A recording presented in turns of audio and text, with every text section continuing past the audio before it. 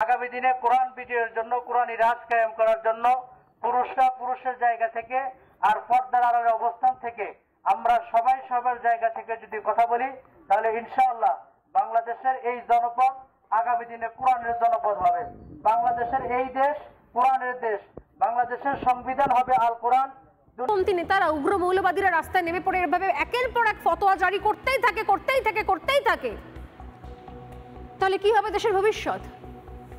হিন্দুরা যদি বা থাকতে পারে তাদের নিজেদের নাম নিয়ে, অন্তত তাদের জীবন যাপন, দৈনন্দিন আচার উপাচার সবকিছুর ক্ষেত্রে প্রভাব পড়তে বাধ্য এই উগ্রপন্থী লোকগুলোর। আমি স্বর্ণালী প্রশ্ন করি সোজাসুজি, বোরখা ছাড়া বাইরে বেরোনো যাবে না? এরপর হয়তো বাংলাদেশে শাড়ি পরে ঘোরা বেড়ানো যাবে না। বাংলাদেশে থাকতে গেলে গরুর মাংস খেতেই হবে, বাধ্যতামূলক। বাংলাদেশে থাকতে গেলে এরপর উর্দুতে কথা বলতে হবে, বাধ্যতামূলক হতে চলেছে।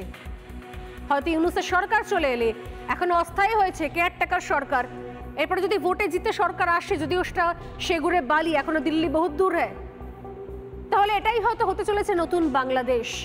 তার একটা ঝলক দিয়ে শুরু করা যাক আজ সোজাসুজি যা ঘটছে, যা ঘটে চলেছে। ইতিমধ্যেই বিখ্যাত লেখিকা এই ছবি নিয়ে পোস্টও করেছেন।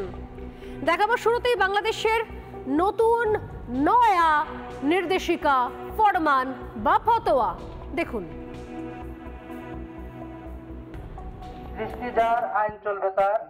আমরা যেহেতু সবাই মুসলিম পরিবারের সন্তান, এই জন্য মুসলমান হিসাবে আমরা এই দেশে কত মানুষের শাসন দেখেছি, কেউ আমাদেরকে শান্তি দিতে পারে নাই। আগামী দিনে সেই শান্তির মূল যে বার্তা আল পবিত্র কোরআনুল কারীম, আমরা এই কোরআনটাকে রাষ্ট্রের সর্বোচ্চ মহলে আমরা কোরআনী আইন চালু করতে চাই। ওয়ার্ড থেকে শুরু করে পার্লামেন্টারি সদস্য পর্যন্ত জামাত ইসলামী 1941 সাল থেকে আজকের এই সময় পর্যন্ত আমাদের চেষ্টা চলমান আছে। এই জন্য আপনাদের কাছে উদাত্ত আহ্বান যে আসুন আগামী দিনে কোরআন বিজয়ের জন্য, কোরআনী রাজ কায়েম করার জন্য পুরুষরা পুরুষের জায়গা থেকে আর পর্দার আড়ালে অবস্থান থেকে আমরা সবাই সবার জায়গা থেকে যদি কথা বলি, তাহলে ইনশাআল্লাহ বাংলাদেশের এই জনপদ আগামী দিনে কোরআনের জনপদ হবে। বাংলাদেশের এই দেশ কোরআনের দেশ। বাংলাদেশের সংবিধান হবে আল কোরআন। দুনিয়ার কোনো মানুষের আদর্শ দিয়ে এই দেশ চলতে পারে না। বাংলাদেশের লেখিকা তাসলিমা নাসরিন দীর্ঘদিন ধরেই দেশ ছাড়া। যখন এই ধরনের ঘটনা ঘটছে তখনই তিনি সরব হচ্ছেন সোশ্যাল মিডিয়ায়, একের পর এক প্রতিবাদ জানাচ্ছেন, ছবিও পোস্ট করছেন। সত্যি এই ভিডিও দেখে তাজ্জব বনে যাচ্ছে সবাই। বাংলাদেশে কার শাসন চলবে? কিসের শাসন চলবে? যদি এভাবেই বাংলাদেশের নিয়ম কানুন বাধা হয় এবং কট্টরপন্থী নেতারা, উগ্র মৌলবাদীরা রাস্তায় নেমে পড়ে এভাবে একের পর এক ফতোয়া জারি করতেই থাকে, তাহলে কি হবে দেশের ভবিষ্যৎ? হিন্দুরা যদি বা থাকতে পারে তাদের নিজেদের নাম নিয়ে, অন্তত তাদের জীবন যাপন, দৈনন্দিন আচার উপাচার সবকিছুর ক্ষেত্রে প্রভাব পড়তে বাধ্য এই উগ্রপন্থী লোকগুলোর। কারণ শান্তিতে থাকতে দেওয়া হবে না। শান্তিতে, স্বধর্মে, স্বরুচিতে, স্ব আচারে থাকতে পারবেন না বাংলাদেশের হিন্দুরা। এরপর থাকবেন কি করে? পালিয়ে যাবেন তো, বা মারা পড়বেন। বলা হচ্ছে যে পর্দা না করে বাইরে বেরোনো যাবে না। আমি জানি না যে এই ধরনের একের পর এক ফতোয়া সামনে আসছে, অথচ ইউনূসের সরকার কিছুই দেখতে পাচ্ছে না। আমাদের এপারে পশ্চিমবঙ্গের প্রগতিশীল, সকল্ড প্রগতিশীল, যদিও ফাঁপা, ভুয়ো প্রগতিশীলরা, ভুয়ো মুক্তমনারা, জালি সেকুলাররা, ভণ্ড সেকুলাররা, তারা দেখতে পাচ্ছেন না এগুলো? তারা এই খবরগুলো করতে পারছেন না? তারা জানতে পারছেন না এগুলো? অথচ কি অদ্ভুত বিষয়, শুধুমাত্র একটা ফতোয়া নয়, কয়েকদিন আগে গোপালগঞ্জের বাজারে প্রকাশ্যে চোঙা ফুঁকে এরকম আরো একটা ফতোয়া জারি করা হয়েছিল। শুনুন, মনে পড়বে নিশ্চয়ই আপনাদেরও। মধ্যে কোনো মহিলা প্রবেশ করবে না। আমরা দোকানদার ভাইয়েরা কারো কোনো মহিলার কাছে আগামীকাল থেকে কোনো কিছু বিক্রয় করব না। আমাদের দৃষ্টি আকর্ষণ করা যাচ্ছে, আগামীকাল থেকে প্রত্যেক দোকানের সামনে পর্দার ব্যবস্থা রাখতে হবে এবং সেই পর্দা প্রত্যেক নামাজের সময় ঝুলিয়ে দিতে হবে, অর্থাৎ প্রত্যেক নামাজের সময় বেচা কিনা বন্ধ থাকবে। দোকানদার ভাইদের দৃষ্টি আকর্ষণ করা যাচ্ছে, আগামীকাল থেকে এই মার্কেট এলাকায় কোনো মহিলা প্রবেশ করবে না, তাদের কাছে আমরা কোনো কিছু কেনাবেচা করব না। কি বুঝছেন? জায়গায় জায়গায় ধরনের ফতোয়া জারি রয়েছে, একের পর এক।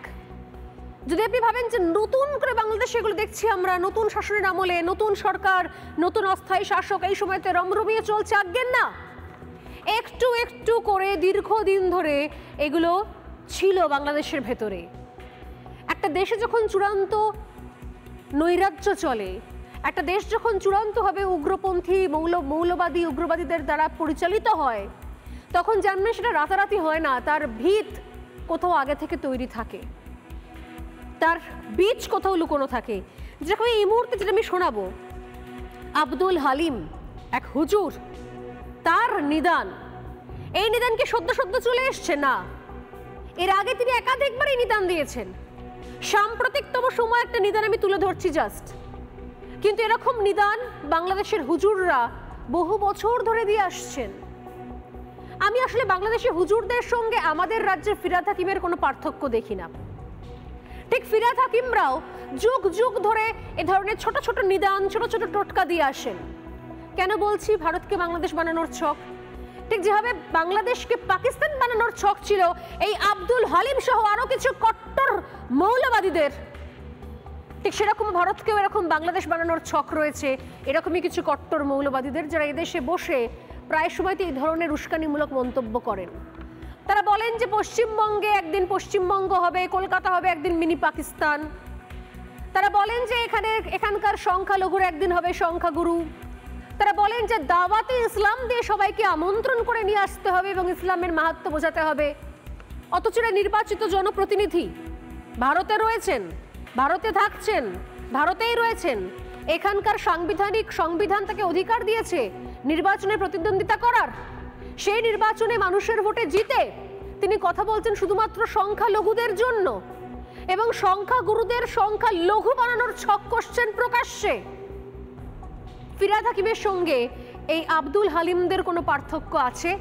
নানা ধরনের কন্টেন্ট দেখার জন্য লাইক করুন, শেয়ার করুন আমাদের ফেসবুক পেজ, সাবস্ক্রাইব করুন আমাদের ইউটিউব চ্যানেল। পাশাপাশি অন্যান্য ব্রেকিং নিউজের জন্য অবশ্যই চোখ রাখুন রিপাবলিক বাংলায়।